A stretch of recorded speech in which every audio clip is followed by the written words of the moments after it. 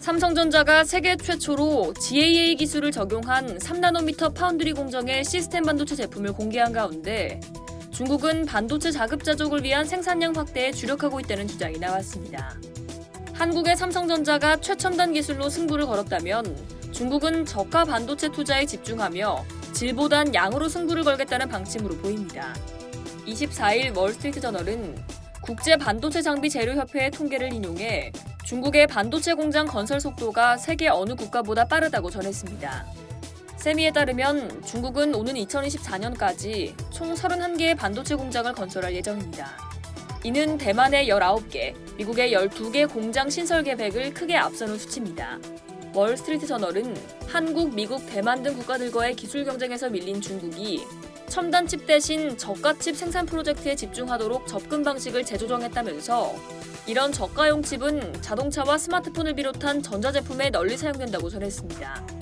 전문가들은 중국이 이렇게 전략을 재조정함으로써 해당 분야 시장에서 강자가 될 수 있다고 보고 있는데요.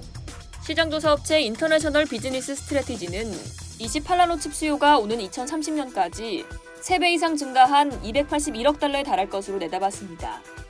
아울러 2025년까지 전 세계 28나노 칩의 40%가 중국에서 만들어질 것으로 전망했습니다.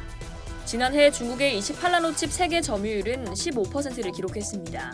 피터 앤버리 베인앤드컴퍼니 반도체 애널리스트는 미국과 그 동맹들이 구형 칩 기술에 충분한 투자를 하고 있는지 의문이 든다고 밝혔습니다. 이어 중국이 다른 기술 분야에서 그래왔던 것과 마찬가지로 구형 칩에 대한 생산을 확대해 공급망에서 더 많은 부분을 인수할 것이라고 덧붙였습니다. 월스트리트저널은 미중 긴장이 고조됨에 따라 중국의 중요한 목표는 반도체 분야에서 다른 국가에 대한 의존도를 줄이는 것이라고 전했습니다. 핸델 존스 IBS 최고 경영자는 중국의 반도체 자금률은 지난 2017년 13%에 불과했는데 올해 26%까지 증가할 것으로 보인다고 예상했습니다. 아울러 중국 국영 언론들은 자국 정부가 오는 2025년 반도체 자금률을 약 67%로 높이는 것을 목표로 한다고 전했습니다. 정책적으로도 충분한 지원이 지속되고 있습니다.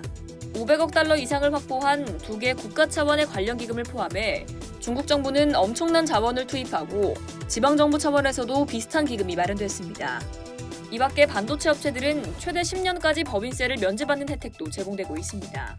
작년 중국 최대 반도체 업체 SMIC는 상하이 남동부 지방에 28나노 칩에 초점을 맞춘 반도체 공장 건설에 89억 달러를 투자했고 연간 40만 장의 웨이퍼 생산을 목표로 한 윙텍 테크놀로지의 자동차용 반도체 공장이 올해 가동에 들어갑니다. 아울러 SMIC는 미국 반도체 장비 회사 어플라이드 머티리얼 등으로부터 145억 달러 규모의 장비를 구입하기도 했습니다. 다만 중국은 이런 대규모 프로젝트를 지원할 충분한 인재를 찾는 데 어려움을 겪고 있는 것으로 알려졌습니다. 이상 여의도TV였습니다.